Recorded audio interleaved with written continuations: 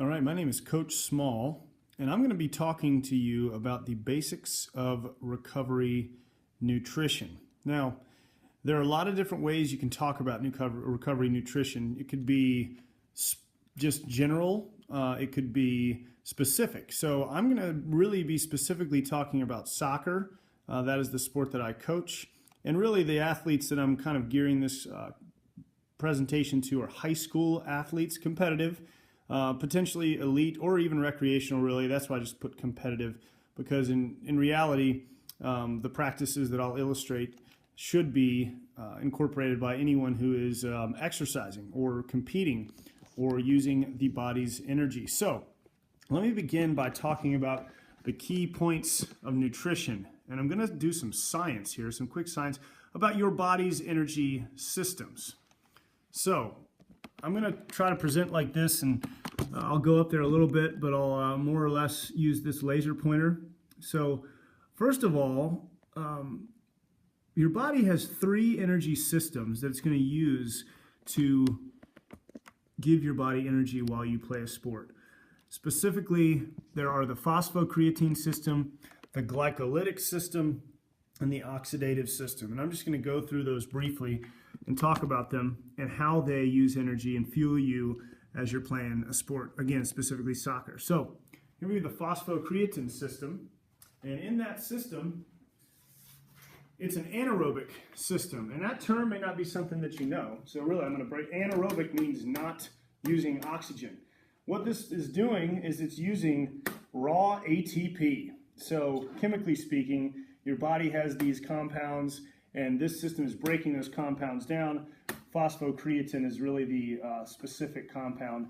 ATP is kind of the basic one. And what it's doing is in the first 10 seconds or so, or less, the body is going to break down ATP, and it's going to fuel the body via that system. So to think about this practically, you're sprinting, you're using this system.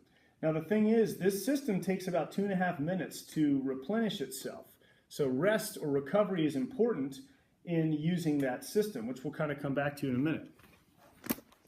Then we have the glycolytic system. Now the glycolytic system is it's a system that you'll notice the names kind of change, and I'll kind of try to explain that. But the glycolytic system is again anaerobic, meaning not using oxygen on the chemical side of things. Okay, you might be thinking, what, I breathe, coach? Yes, I know that, but this is not using the breathing aspect so much as it is on the chemical side. What this is doing is during some longer intensity, still high intensity situation. So an 800-meter run would be an example. In soccer, it would be like a long field sprint that you go up and then you recover back because you lost the ball in your attacking half or attacking third and you're coming back. You are using what's called glycogen. Now, glycogen is a polysaccharide. I'm getting specific here. Glucose is the monosaccharide that's kind of being used here chemically in your body. Glucose just really means sugar. That's kind of how we know it.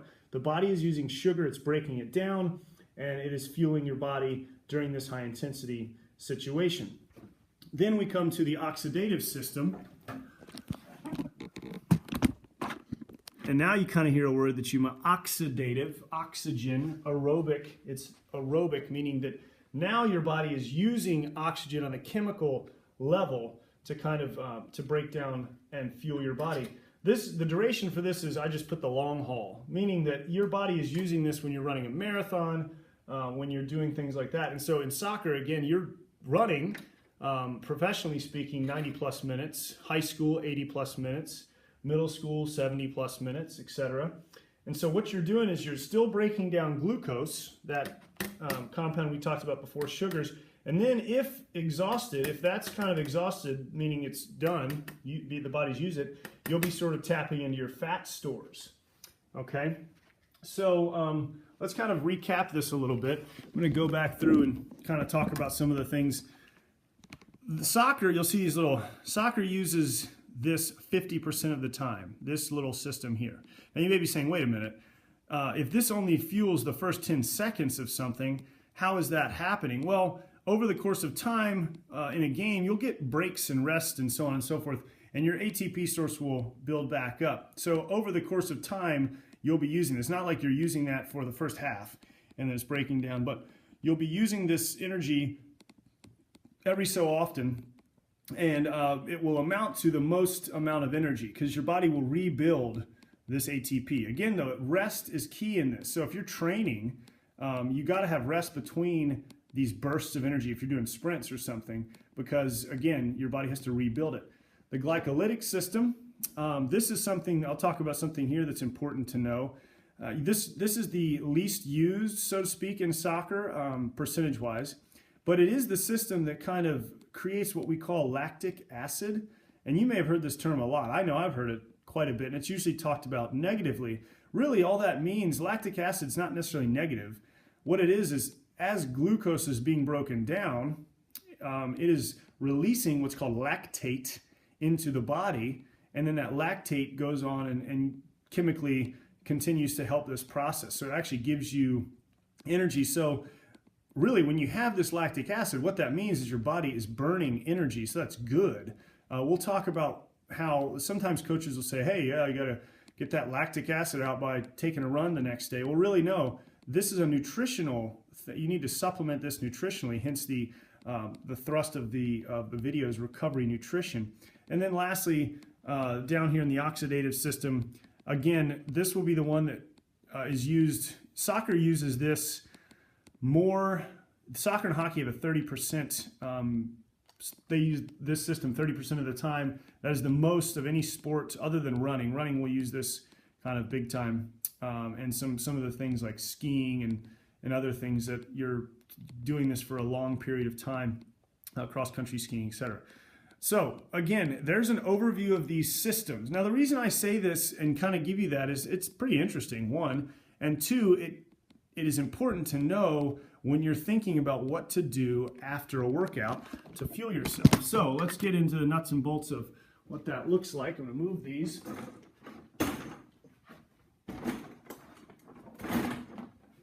Key points to recovery nutrition. So what you need to do as you refuel is something that you probably haven't thought about maybe, or you didn't realize. So as you are refueling, you have to take in carbohydrates. Now, carbohydrates, the carbs, if you will, you might have heard these things as bad, like there's a lot of no carb diets out there, etc.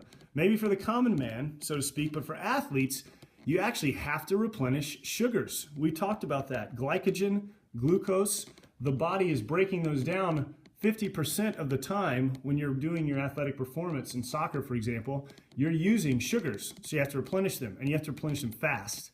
So you need to get foods with what's called a high glycemic index. So it's kind of fun for athletes here as you hear this is, you know what? You get to eat a ton of sugar, and you need to do it quickly because your body has just lost it. So you need to replenish it, and you need to do it early and often. Also, protein, you need to do some protein replenishment. That's just kind of simple science. Your muscles made of protein fibers. You've used your muscles. You got to get protein back in. So the key here would be you need to do this again early and often. You need to eat 30 minutes after or less after performance. And you need to do that up to 3 times after performance. Now that could be dinner, one of those, but like a snack, dinner, a snack, a snack, a snack, dinner. That snack needs to have, again, sugars, 100 to 150 grams of carbs, about 10 grams of protein in each of those snacks. And there you go. Now that will recover. That's, again, going back to the lactic acid. That replaces the glucose. So eating like that does that recovery for your body, or replenishes your body for you. Okay, so then there's one more thing that we need to talk about quickly, and that's hydration. Hydration is important. H2O. Hydrate just means to drink water. It's really important. 2 reasons. One, if you don't rehydrate, you won't perform at your maximum potential. So it's not like you're going to perform, well, let me just kind of get into this. Yeah, so you're not going to perform better the next day if you don't rehydrate. You just won't. Secondly, if you rehydrate properly, you can actually perform better on aerobic tasks, this is research-based, and in soccer, you're doing a lot of aerobic tasks. So you drink simple. You just drink more water. You're going to do better on some of these tasks, and your performance is going to improve. Now, facts of this is you lose water weight to sweat. So that's happening. You're sweating during soccer. You're going to lose this water weight. For every pound you lose, you need to replenish 24 fluid ounces. That's a lot of fluid. Okay, think about a Gatorade bottle, 32 ounces. That's kind of the second biggest one. There's the 16, there's the 32, and there's the big old 64. So that's almost the 32-ounce bottle. That's a lot, and that's just for every pound you lose. And if you're out in two-a-days and stuff, you're losing a lot of water weight. So you've got to pound fluids, as they say. You've heard that, pound fluids. I like that, pound fluids. One other thing to mention just about hydration is it's more about how much you drink, not so much what you drink. You know, Gatorade, sure. Gatorade replaces electrolytes, it replaces carbs, but if you've eaten correctly, you don't need to worry about adding that Gatorade on necessarily. Gatorade's really helpful during exercise because it's replacing those sugars as you go. One practical way to kind of think about this, watch your urine color. If you have really yellowish, orangish urine, you're really dehydrated. As you get a little more clear, a little less yellow, really would probably be the best. You're euhydrated instead of hypo. Hypohydration is when you're lacking hydration. Euhydration is when you've got it right where it should be. So that's just a little overview of nutrition in recovery for soccer, and I hope you've enjoyed this presentation.